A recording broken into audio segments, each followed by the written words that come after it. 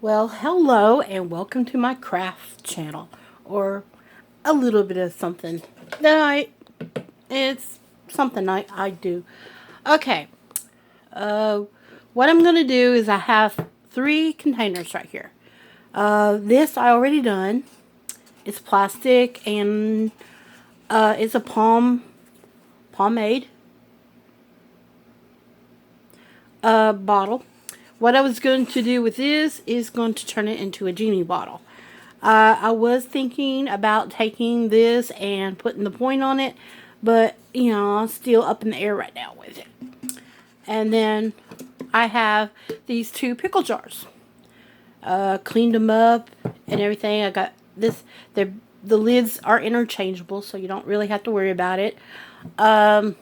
Again, none of this stuff that I have is sponsored by any of these uh, materials that I have. And what you're going to be able to use are going to be used is just a regular paintbrush. This is one of my old ones. I think this one is probably 30 something years old. I think I got it when I was in college. Okay, so you need this paintbrush. This right here. What you do with this is you actually stick it in the bottle, and then you can paint it that way.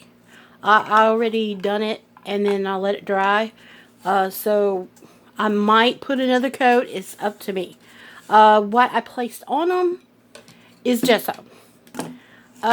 See, this is the kind that I bought for this year because I kind of I like it. But you can actually make gesso. Gesso is nothing more than, according to the book that I have, is nothing but glue and, or somebody I found, glue and baking soda. That's all it is glue and baking soda, and you can add your acrylic paint, whatever acrylic paint color you want, and that's basically all these craft things that I've been seeing. That's all they've been doing is getting their acrylic paint and then just adding adding the baking soda to it. It could be baking soda, it could be baking powder.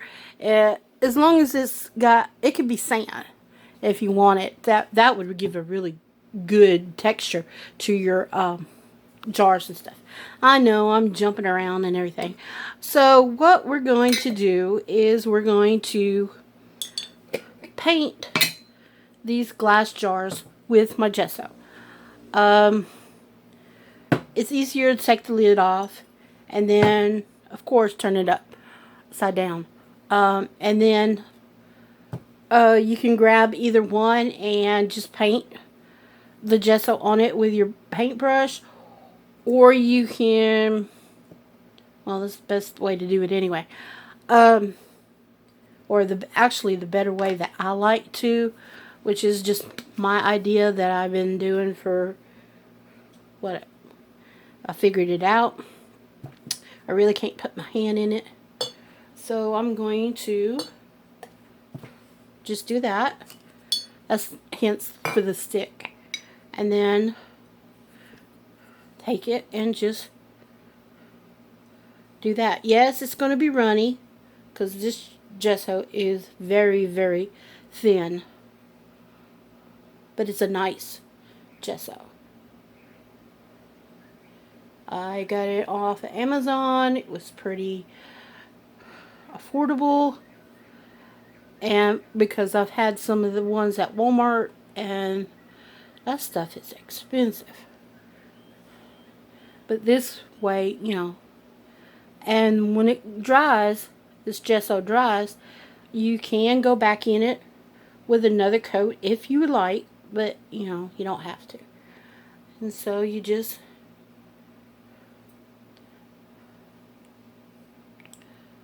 it doesn't have to be straight or perfect as long as you got the gesso. I put a little much on it.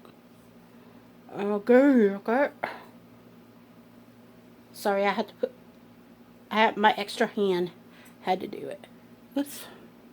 Probably not doing right. Alright, and then you just blend it out. And that's basically what all these folks are using or doing with their acrylic paint, is making them, basically turning them into gesso. Okay, and you just do this with your other jar also, and you just do it because it's going to take a little bit for them to dry. Thin coat, like a heavy coat, it doesn't matter. Sorry.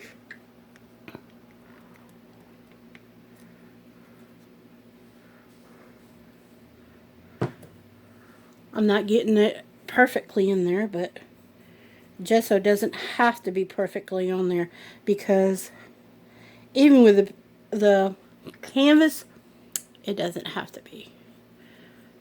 And you just paint it on there, and then of course you gotta wait till it dries. This will give your paint, your acrylic, your oil some stability to adhere to your glass. You can use the gesso for metal, you know, different things, because that's what it's meant for, to do.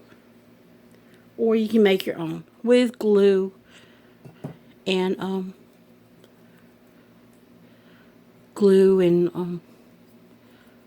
baking soda or baking powder,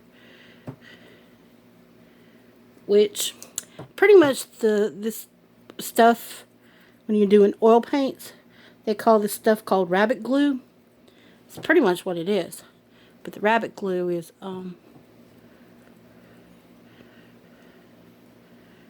and then you just set it wait a little bit for it to dry. So while it's drying, I'm going to go ahead and paint a little bit more on my genie bottle. I mean, once we put the paint on it, it's not gonna, you know, do much. It's just gonna, you won't really get to see the gesso anyway. And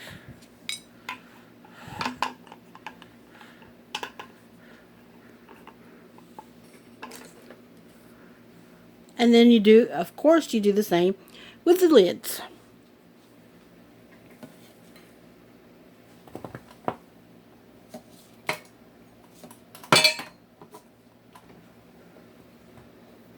Sorry, I have a very, very small room, and I'm a big woman, and I have to, you know, use what space I got. So I'm a big person in a little bitty straw space, as Jeannie said. And just eyeball it, because this stuff goes a long way. And I'm not sponsored by any of these companies that I got, or any of this stuff. I'm not sponsored by it. Wouldn't mind if I did, but you know, I'm not sponsored. And then just, okay, since while I'm got y'all here and you're eyeballing this and probably laughing at the mess that I'm making, I would like for you to share this video. Somebody somewhere will probably find this very entertaining, or something, or find some very nice tips that they can use to do their crafts, DIY crafts or something like that. So hit the share and the icon in the share, and of course I'm going to get it all over my hands. I don't care. It's the whole purpose of painting, is to get it all over your hands. And so you just put the gesso on it, and you can make it go faster to dry it, faster by using the hairdryer, but since I'm in a small space, small room, this is what I'm going to do for right now. And it gets in all that. And now we have to wait till it dries. I'll be back in a little bit, and then what we're going to do is, once they get dry, then I'll go ahead and start with the colors and the stuff that we're going to use to finish out our, I forgot what that was called, some Japanese art. I'm going to turn them into vases, and then of course the genie bottle. And I'll talk to you in a little bit. Okay?